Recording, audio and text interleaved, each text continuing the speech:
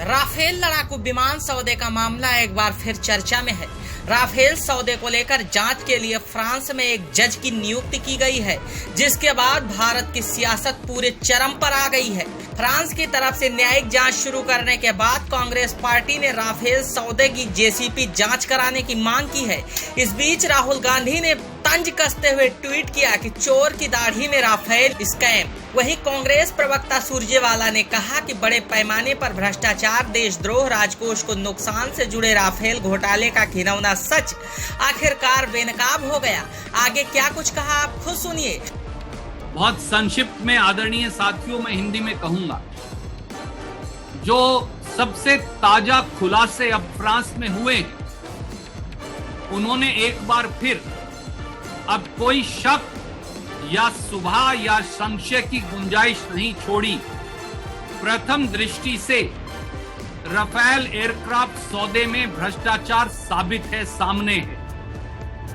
जो कांग्रेस पार्टी और श्री राहुल गांधी कहते रहे हैं, वो प्रथम दृष्टि से आज साबित हो गया। तीन पहलू मैं आपके समक्ष रखूंगा। सबसे पहले 14 जून 2021 को फ्रांस के पब्लिक प्रोसिक्यूशन सर्विस पीएनएफ ने राफेल कागजात की में भ्रष्टाचार, क्रोनी कैपिटलिज्म, नाजायज तौर से प्रभाव डालने और नाजायज तौर से लोगों को कैंडिडेट बनाने राफेल एयरक्राफ्ट की मैन्युफैक्चरिंग का, उसको लेकर एक भ्रष्टाचार की जांच शुरू कर दी है। यह भी बताया गया है कि भ्रष्टाचार की उस जांच में फ्रांस के पूर्व राष्ट्रपति, जिनके समय में राफेल एयरक्राफ्ट की डील मोदी जी ने साइन की थी, श्री फ्रांसवा हॉलैंड, उनकी भूमिका की भी जांच होगी। फ्रांस के मौजूदा राष्ट्रपति श्री इमैनुएल मैक्रोन की भी जांच होगी और उनके साथ साथ उस समय के फ्रांस के रक्षा मंत्री, जो आज विदेश मंत्री हैं, तथा अनिल अंबानी जी की कंपनी रिलायंस भी जांच के घेरे में है। दूसरा, मोदी सरकार और स्वीटा डील भी अब सामने आ गई है। फ्रेंच वेबसाइट मीडिया पार्ट ने अब एक समझौता जो दसॉल्ट एविएशन और रिलायंस के बीच में हुआ था, उसके तथ्य सामने रख दिए हैं, कागजात सहित।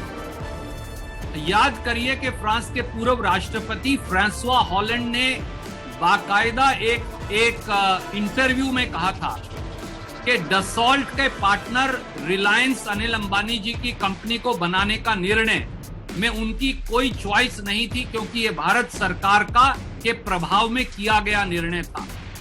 और 4 या 5 तथ्य अब उन कागजात से सामने आ गए हैं।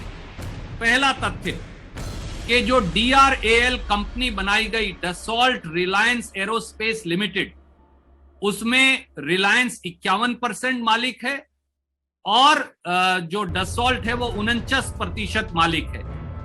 इस कंपनी में दोनों भागीदारों द्वारा, रिलायंस और डसॉल्ट द्वारा 169 मिलियन यूरोज इन्वेस्टमेंट अधिक से अधिक करने का निर्णय किया गया। परंतु डसॉल्ट जो 49% हिस्सेदार है, वो 169 मिलियन यूरो में से 159 मिलियन यूरो लाने के लिए बाध्य होगी और 51% की मालिक रिलायंस केवल 10 मिलियन यूरो लाएगी। तीसरा हिस्सा, क्लॉज 4.4.1 जो इस समझौते का है डसॉल्ट और रिलायंस के बीच, उसमें क्योंकि जहाज बनाने की सारी तकनीक, सारी विशेषज्ञता तो डसॉल्ट एविएशन लाएगी, तो फिर रिलायंस क्या लाएगी? उन्होंने कहा कि रिलायंस लाएगी marketing program and services with government of India. ये कौन सी सर्विसेज है विद गवर्नमेंट ऑफ इंडिया असर के अलावा जो रिलायंस लेकर आ रही थी? चौथा, स्वाभाविक तौर से इस समझौते के बाद भारत सरकार की कंपनी हिंदुस्तान एरोनॉटिक्स लिमिटेड जो जहाज बनाती आई है, उसको राफेल सौदे से बाहर कर दिया गया।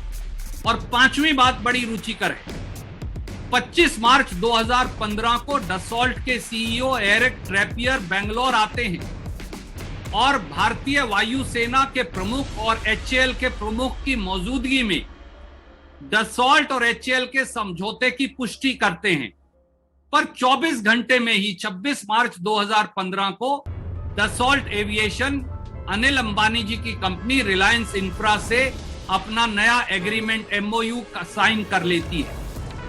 ये 15 दिन पहले है, 10 अप्रैल 2015 से, जब मोदी जी यकायक फ्रांस गए और बगैर किसी को बताए $7.8 बिलियन के 36 रफेल एयरक्राफ्ट खरीदने का निर्णय कर दिया।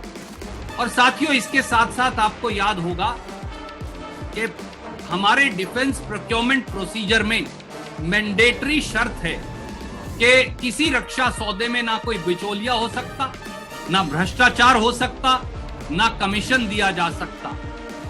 और जब 36 एयरक्राफ्ट का सौदा हुआ तो हमारे रक्षा मंत्रालय ने कहा कि ये एंटी करप्शन क्लॉज रखना अनिवार्य है, परंतु फ्रेंच सरकार और डसॉल्ट ने कहा कि हम ये एंटी करप्शन क्लॉज नहीं रखेंगे।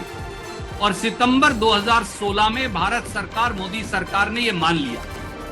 अब इन सारे खुलासों के बाद इन भ्रष्टाचार विरोधी क्लॉजेस को हटा देना और ज्यादा पूरे मामले को संदेह के घेरे में ले आता है। इसलिए सवाल बड़ा सीधा है कि अब भ्रष्टाचार की परतें खुल चुकी हैं।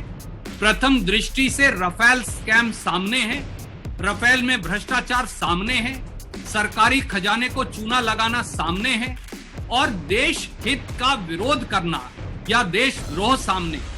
तो ऐसे में क्या प्रधानमंत्री आदरणीय मोदी जी सामने आकर अब रफेल घोटाले की जेपीसी जांच करवाएंगे? सवाल इतना ही है।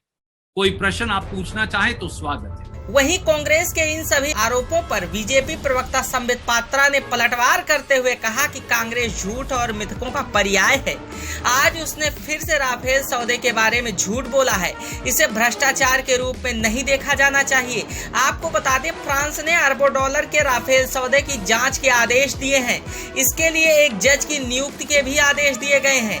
फ्रांस की पब्लिक प्रोसिक्यूशन सर्विसेज की फाइनेंशियल क्राइम ब्रांच ने कहा कि इस सौदे को लेकर लगाए गए भ्रष्टाचार और पक्षपात के आरोप की जांच की जाएगी। फ्रांसीसी वेबसाइट मीडिया पोर्ट्स का कहना है कि फ्रांसीसी जांच एजेंसी राफेल सौदे में हुई कथित घूस को लेकर जारी संदेहों को दबाना चाहती है। हालांकि डसॉल्ट ने भी इन आरोपों को खंडन करते हुए दावा किया कि राफेल में कोई डील नहीं हुई है।